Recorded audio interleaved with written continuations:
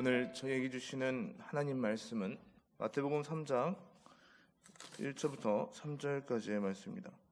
그때에 세례 요한이 이르러 유대 광야에서 전파하여 말하되 회개하라 천국이 가까이 왔느니라 하였으니 그는 선지자 이사야를 통하여 말씀하신 자라 일렀으되 광야에 외치는 자의 소리가 있어 이르되 너희는 주의 길을 준비하라 그가 오실 길을 곧게 하라 하였느니라.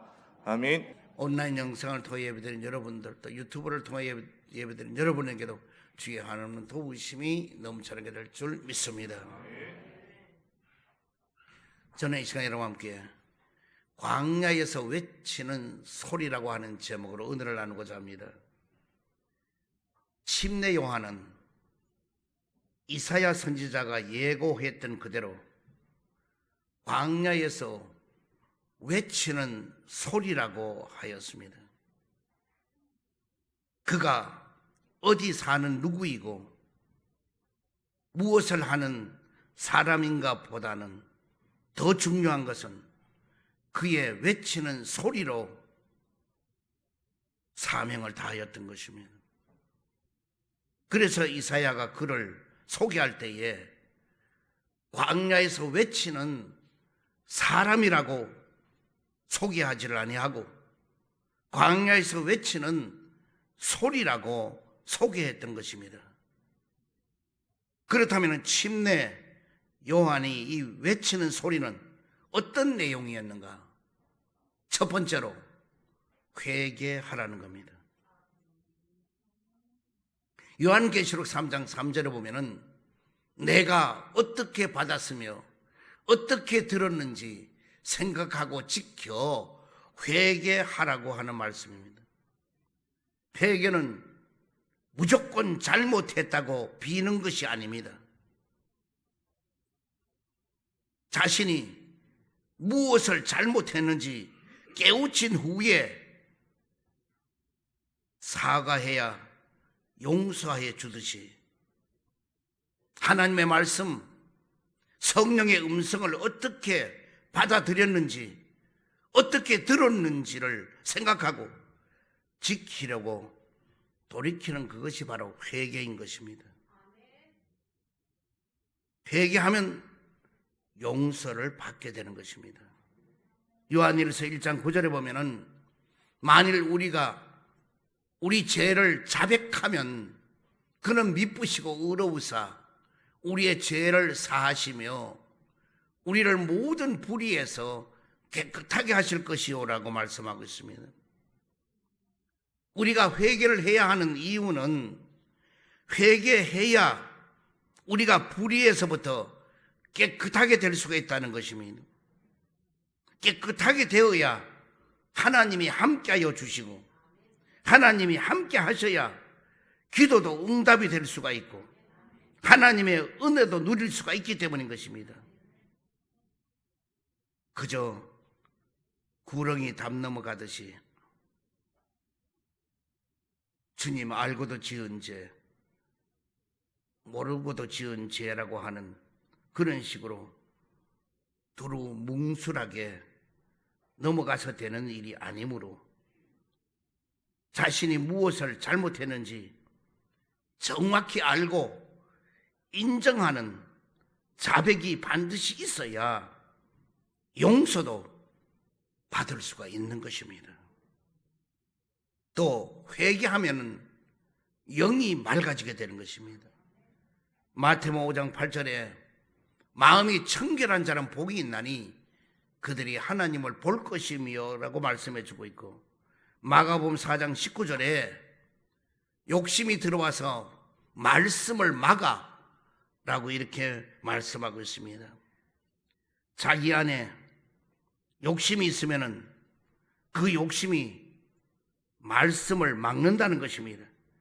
그래서 욕심이 있으면은 하나님의 뜻이 안 보이고 하나님의 뜻도 알 수가 없는 것입니다.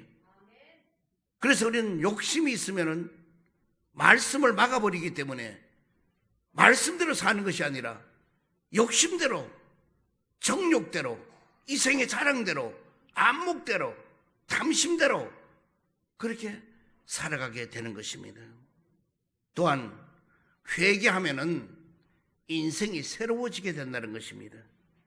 사도행전 3장 19절에 보면은 그러므로 너희가 회개하고 돌이켜 너희 죄 없이 함을 받으라. 이같이 하면은 새롭게 되는 날이 주 앞으로부터 이룰 것이오라고 말씀해 주고 있습니다. 회개한다는 것은 말로만 되는 것이 아닙니다. 회개는 이전에 살던 그 삶에서부터 완전히 돌아서는 것입니다.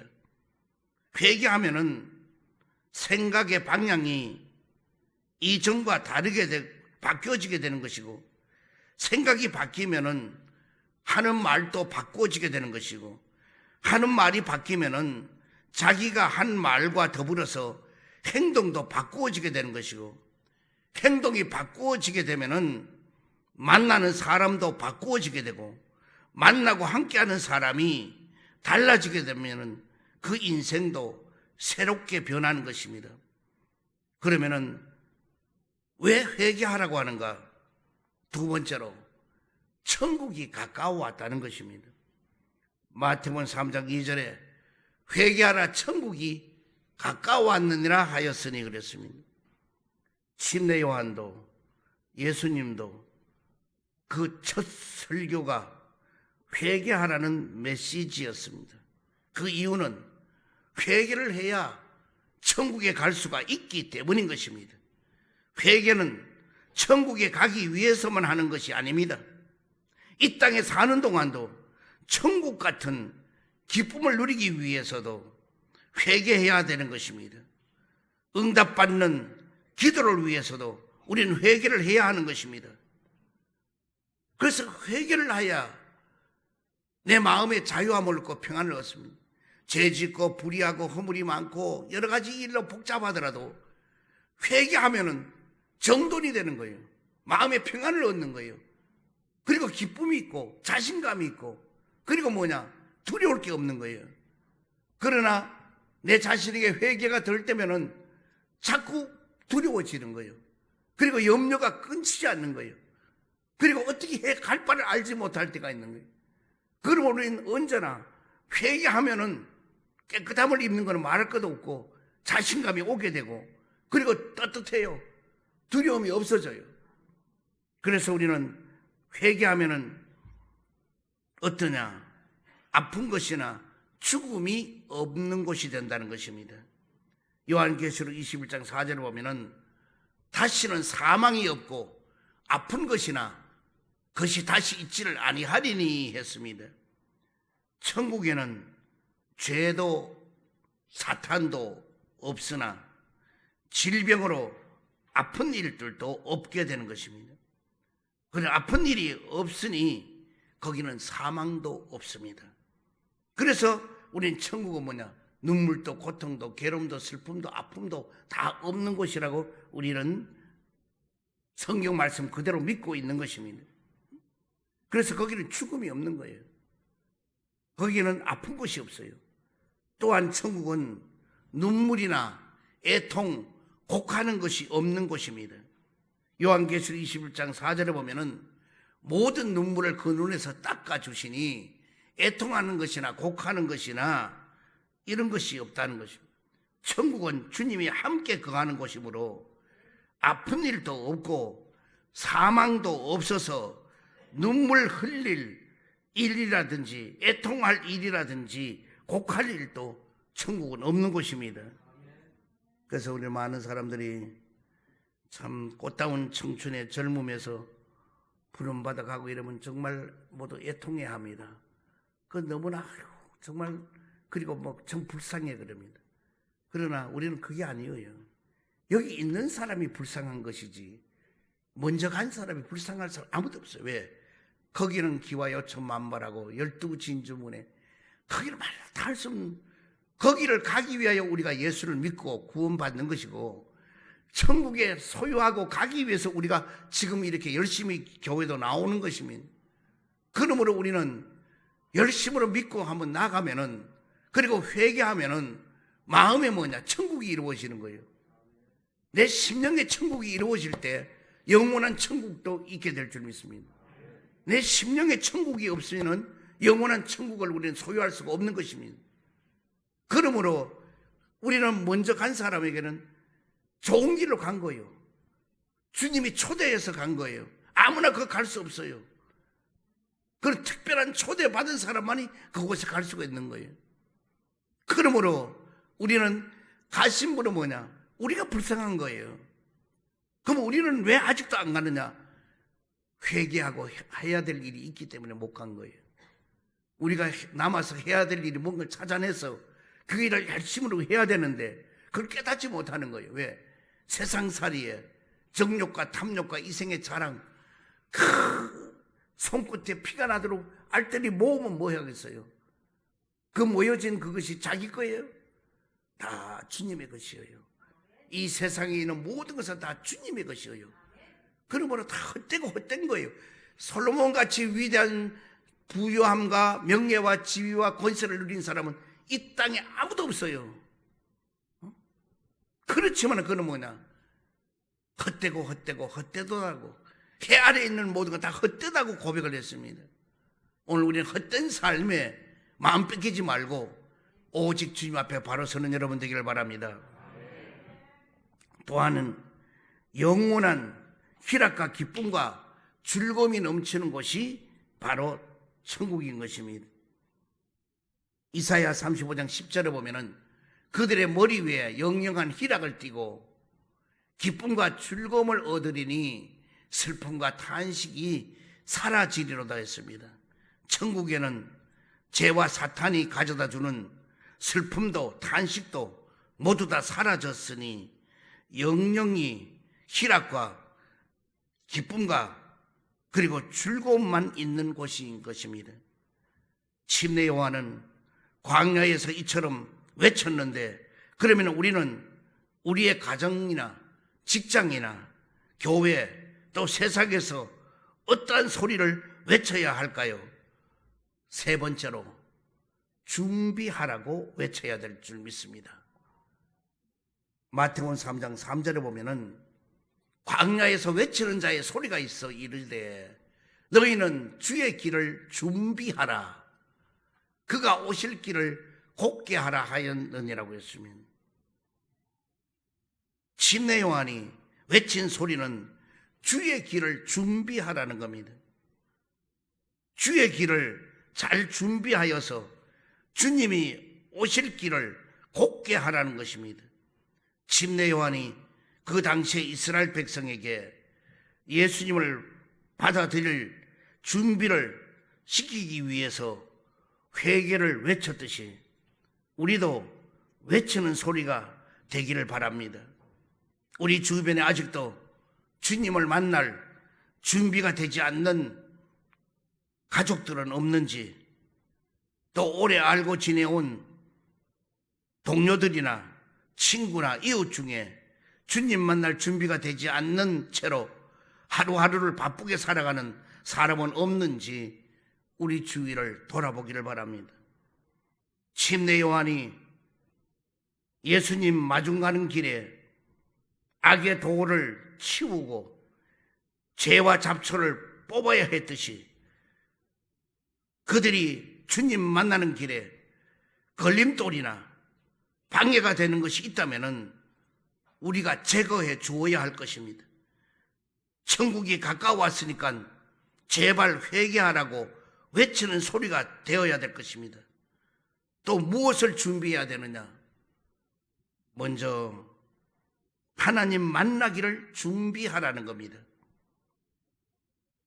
아모스 4장 12절에 보면은 이스라엘아 내가 이와 같이 내게 행하리라 내가 이것을 내게 행하리니 이스라엘아 내 하나님 만나기를 준비하라고 했습니다.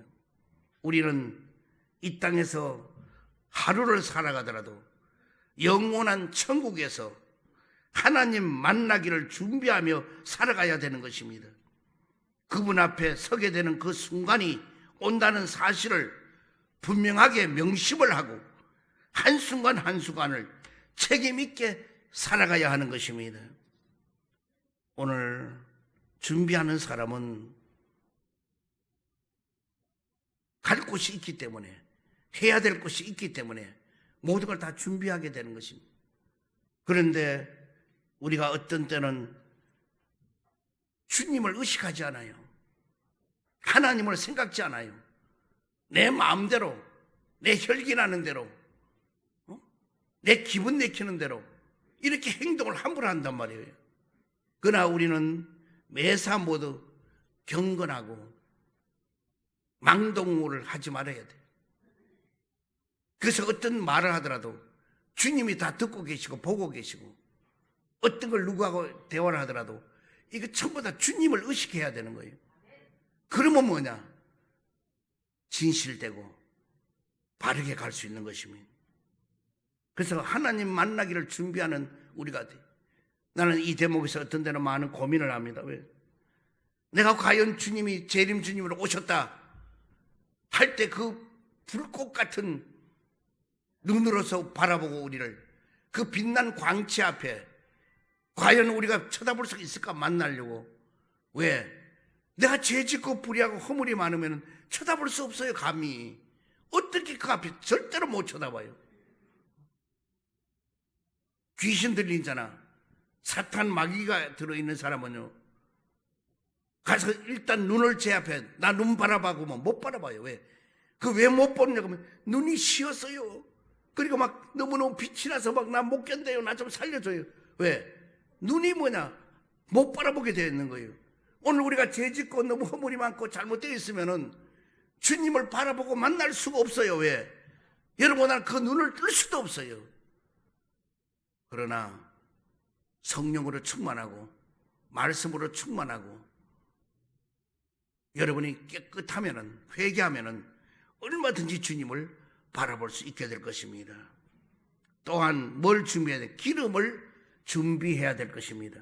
마태복음 25장 이하에 있는 말씀 보면은 열 처녀는 누구를 말하는가? 혹시 혼인잔치에 못 들어갔던 5 처녀를 안 믿는 세상 사람으로 오해하는 사람은 없는가? 교인이라면 누구나 버림받는 일 없을 거라고 태평하게 사는 어리석은 사람은 없는가? 성경을 정확하게 보게 되면은 신랑은 분명히 예수님이시요, 신부가 될 처녀는 교회 성도들입니다. 그리고 교회 안에는 천국 혼인잔치에 들어갈 신부들도, 성도도 있는가 하면은 천국 혼인잔치에 들어가고 싶어서 세상 신부 대기실에서 기다리지만은 준비가 안 돼서 못 들어갈 엉터리 교인들도 허다하다고 하는 것입니다. 그리고 엉터리 교인이면은 성령 충만한 성도이든 등불에 그 보충할 여분의 기름이 있느냐 없느냐에 그게 관건인데, 그 기름을 준비할 생각도 없이 사는 교인이 허다하다는 것입니다. 갑자기 죽음을 맞이하거나 갑자기 예수님이 오시면은 기름 없다는 사실을 발견하고 그때야 허둥대지만은 이때는 이미 늦다는 것입니다. 성경은 왜 이러한 자들이라고 말하느냐 하면은, 여기서 말하는 그 기름은 아무 때나 나누어 주고 또 아무 때나 쓸 수 있는 그런 기름으로 생각하는 무지한 사람들이 있다는 것입니다. 모든 교회 안에는 신앙이라고 하는 등불은 다 있습니다. 그러나 성령님의 기름은 모두에게 충만하지가 않습니다.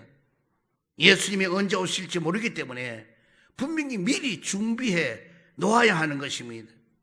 그래서 이 성령의 기름 준비는 늘 준비되어 있어야 됩니다. 왜? 천국 문이 닫힌 후에는 아무리 후회를 하고 아무리 열심히 기도해도 아무 소용이 없기 때문인 것입니다. 그래서 우리는 모두 다 기름 준비를 해야 되는데 기름 준비를 다 한 걸로 착각하고 있는 거예요. 교회 와서 예수를 믿으면 구원받고 누구나 영생을 얻는다고 생각하는 거예요. 그런다 뭐냐? 신랑이 재림주로 천사는 호령나팔을 불 때 재림주님이 오실 때는 기름 준비가 안 되면 안 되는 거예요. 그 기름 뭐냐? 성령님의 기름이에요. 다시 말하면 여러분, 나는 성령의 충만함을 입어야 될 것이고, 성령을 받은 사람은 늘 재충만을 입어야 될 것입니다.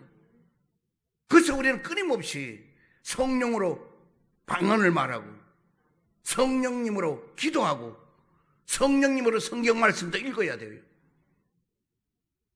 그냥 인위적으로 성경을 읽으면은 불과 몇 장 못 읽어서 잠이 오고 못 견뎌요. 그리고 지루해요. 그러나 성령의 충만함이 오면은요, 그때부터는 영안이 열리고요, 눈이 열렸어요. 글자 하나가 주먹덩어리같이 살아 움직여요, 그 성경. 그래서 내 말씀에 막 닿고, 그리고 뭐냐, 용기를 얻고 힘을 얻고 활력을 집어넣어 주는 거예요. 삶이 달라지는 거예요. 그래서 우리는 성령 사랑교회는 뭐냐, 성령의 충만함이 있어야 사랑도 할 수 있는 거예요.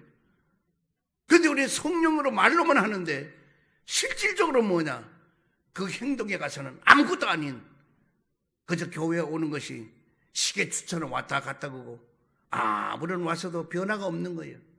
삶의 어떤 뭐냐, 확증도 없어요. 그저 바람 부는 대로 물결 치는 대로 그저 될 대로 되라, 이렇게 해서는 하나님의 역사를 일으킬 수가 없고 우리 복음도 전할 수가 없는 것입니다. 그 다음에 우리는 준비를 뭐냐, 예복을 준비하라고 말씀하고 있습니다. 마태복음 22장 11절 이하를 보면은, 임금이 손님들을 보러 들어올세 거기에 예복을 입지 않는 한 사람을 보고 이르되, 친구여 어찌하여 예복을 입지 않고 여기 들어왔느냐 하니, 그가 아무 말도 못하거늘 임금이 사환들에게 말하되, 그 손발을 묶고 바깥 어두운 데에 내 던지라. 거기서 슬피 울며 이를 갈미 되리라 하니라. 청함을 받은 자는 많되 택함을 입은 자는 적으니라. 청함을 받은 자는 많은데 택함을 입은 자는 적다는 것입니다. 여기서 말하는 예복은 무엇인가? 이사야 61장 10절에 보면은, 내가 야훼로 말미암아 크게 기뻐하며 내 영혼이 나의 하나님으로 말미암아 즐거워하리니, 이는 그의 구원의 옷을 내게 입히시며 신랑이 사모를 쓰며 신부가 자기 보석으로 단장함 갖게 하였음이라 하고 있습니다. 여기서 말하는 구원의 옷이라는 것은 예수 그리스도를 믿는 믿음으로 말미암아 보혈의 공로로서 입는 의의 옷을 말하는 것입니다. 이것이 없이는 그 누구도 천국에 들어가지를 못한다는 것입니다. 누구든지 회개하면은 용서받은 의의 옷을 다 입게 되는 것입니다. 요한계시록 19장 7절 이하를 보면은, 우리가 즐거워하고 크게 기뻐하며 그에게 영광을 돌리세 어린 양의 혼인 기약이 이르렀고 그의 아내가 자신을 준비하였으므로 그에게 빛나고 깨끗한 세마포옷을 입히도록 허락하셨으니, 이 세마포옷은 성도들의 옳은 행실이로다 하더라고 했습니다. 성도들의 옳은 행실한 것은 신랑 되신 예수님의 그 신부될 성도가 어린 양의 혼인잔치에 들어가기 전에 준비해야 될 깨끗한 새 마포인 것입니다. 저와 여러분도 천국에 들어가려면은 절대로 헛되게 허투루 살아서는 안 된다는 것입니다. 오늘 저와 여러분은 어떤 일이 있어도 예복을 준비해야 돼요. 예복이 없이는, 보세요, 유명한 어떤 음악회 간다 할지라도 예복을 정장을 안 하면 못 가요. 예를 들어 청와대라든지 곳곳마다 갈 때 전부 다 예복을 다 입어야 되는 거예요. 저는 일본에서 어느 누가 결혼식 하는 데 가면 초대받아 갔는데 예복을 다 입고 가요. 그래서 우리가 교회 올 때도 우리는 이렇게 예복을 입고 오는 이 발걸음이 아름다운 발걸음인 거예요.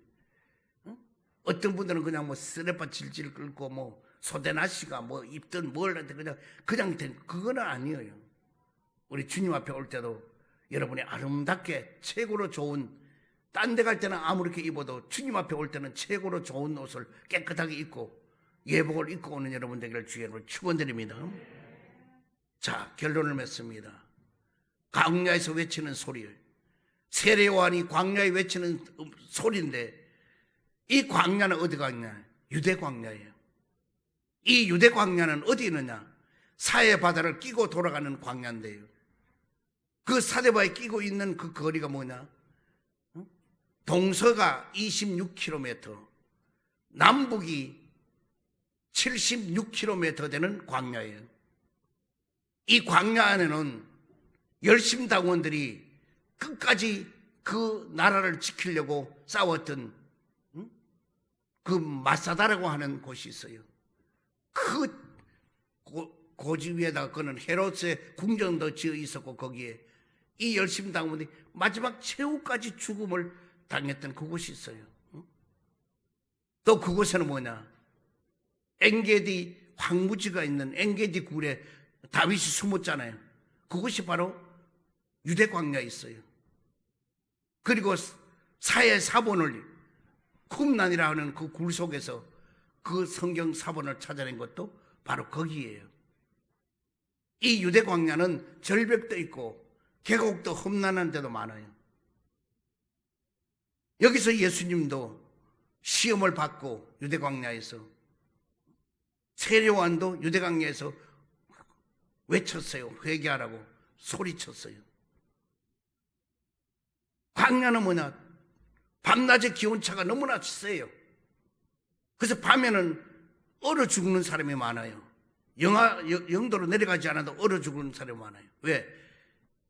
양들이 전부 다 뭐 예를 들어 뉴질랜드라든지 호주라든지, 안 그러면 이스라엘에도 이 양떼가 영도돼서 죽는 게 아니에요.